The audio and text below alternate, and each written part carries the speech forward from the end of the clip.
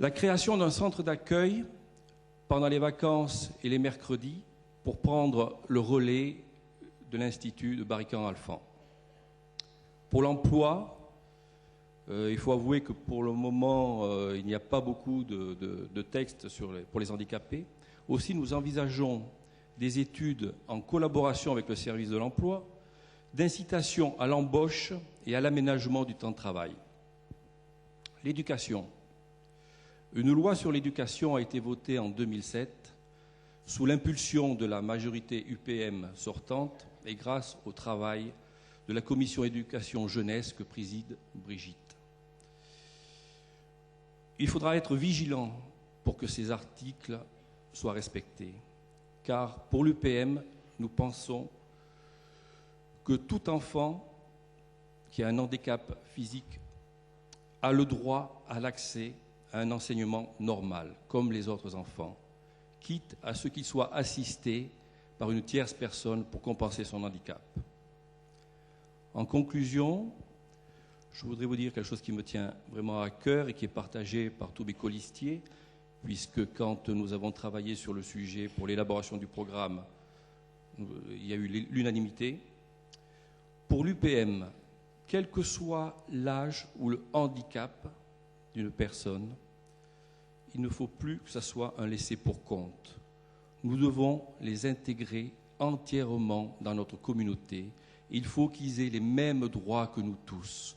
Voilà notre objectif pour les 5 ans à venir.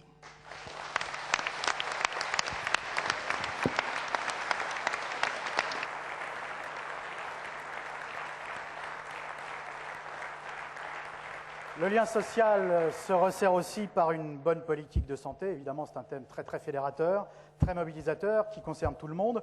Docteur Jean-François Robillon, vous êtes cardiologue, vous êtes le vice-président du Conseil de l'Ordre des médecins. La santé publique, c'est donc votre préoccupation principale?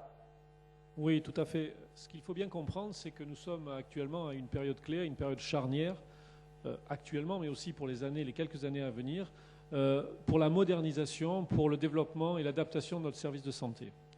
Nous allons demander au gouvernement de lancer une étude réaliste et chiffrée pour évaluer les besoins actuels et surtout futurs de la population en matière de santé publique. Ceci permettra de dimensionner le mieux possible les moyens immobiliers, c'est-à-dire les bâtiments qu'il faut construire, les matériels à acheter, les sommes qu'il faut investir, et également en personnel de santé, que ce soit médical ou paramédical, de tous les futurs services hospitaliers qui vont être construits.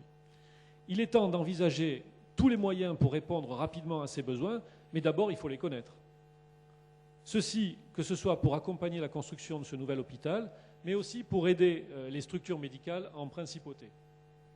Mais ce qu'il faut bien comprendre, c'est qu'il ne faut pas attendre 15 ans sans bouger en attendant que le nouvel hôpital soit livré.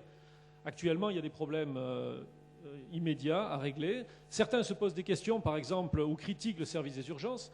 Ils ont raison. Les conditions d'accueil et de prise en charge sont à revoir. Une coopération entre structures privées et publiques est nécessaire pour éviter le gaspillage et les concurrences stériles. Nous allons enfin insister sur l'amélioration constante du confort des services, avec en particulier, pour ce qui concerne actuellement, une restructuration et une rénovation du service de pédiatrie, et également un renforcement des moyens de lutte contre la douleur, c'est très important, de soutien à l'accès aux soins palliatifs et la prise en charge et une autre conception de l'accompagnement en fin de vie.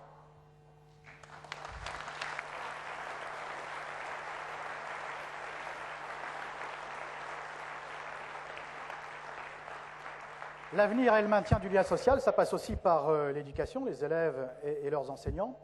À commencer par les professeurs, ce sont vos collègues, Isabelle Bonal. Vous leur proposez 3 mesures d'urgence. Oui, Noël, l'enseignement est au cœur de nos préoccupations. Dans ce cadre, l'UPM propose 3 mesures pour la prochaine législature, si elle est élue le 3 février. Première mesure, l'UPM veut mettre fin au statut précaire des personnels. Il est intolérable en effet qu'aujourd'hui, les enseignants qui travaillent depuis parfois une vingtaine d'années, diplômés de titres universitaires, ne soient toujours pas titulaires de leur poste. Il en est de même pour les personnels de bureau ou de service. C'est vraiment inacceptable.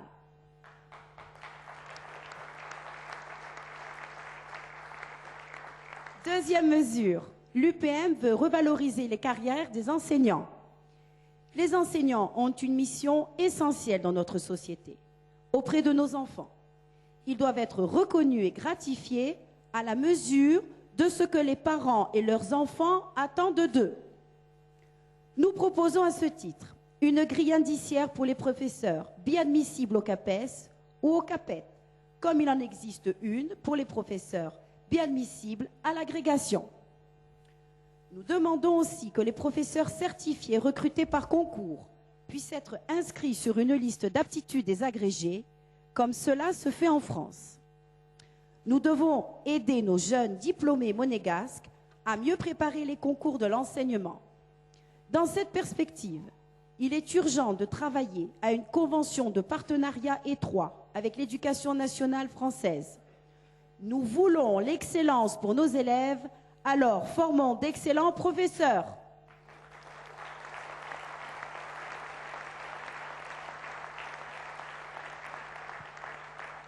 Troisième mesure pour terminer, un projet de carrière ouvert.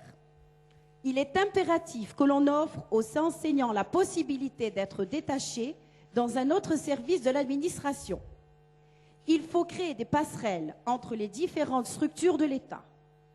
Un enseignant doit pouvoir changer de métier et se voir offrir une formation spécifique pour sa reconversion. Comprenez-moi bien, l'UPM ne défend pas une corporation, elle veut simplement le progrès social pour ceux qui se dévouent sans compter pour que la jeunesse monégasque soit aujourd'hui et surtout demain instruite et éduquée.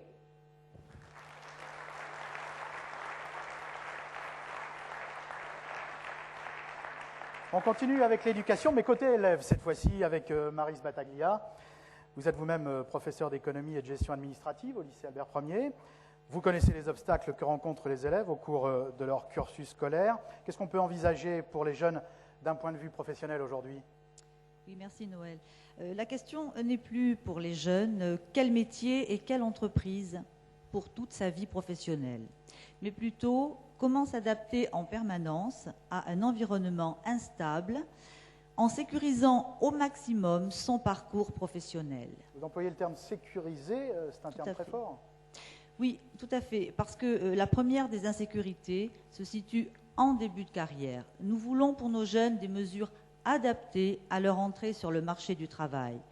Voilà pourquoi notre liste Union pour Monaco lancera un plan parcours professionnel sur la formation et la sécurisation des parcours des Monégasques depuis l'enfance jusqu'en fin de carrière, en concertation bien entendu avec les partenaires concernés qui sont l'éducation, le service de l'emploi, le monde du travail.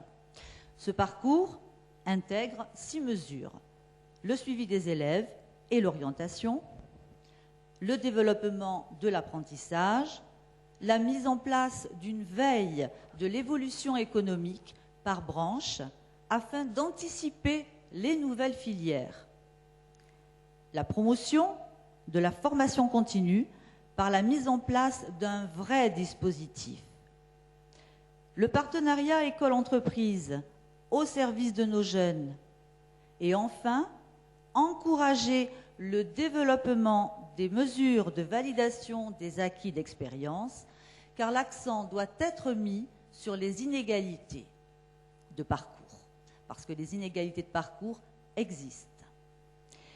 Vous le voyez, le défi de l'UPM sera de réussir à faire du jeune monégasque l'acteur de son parcours professionnel.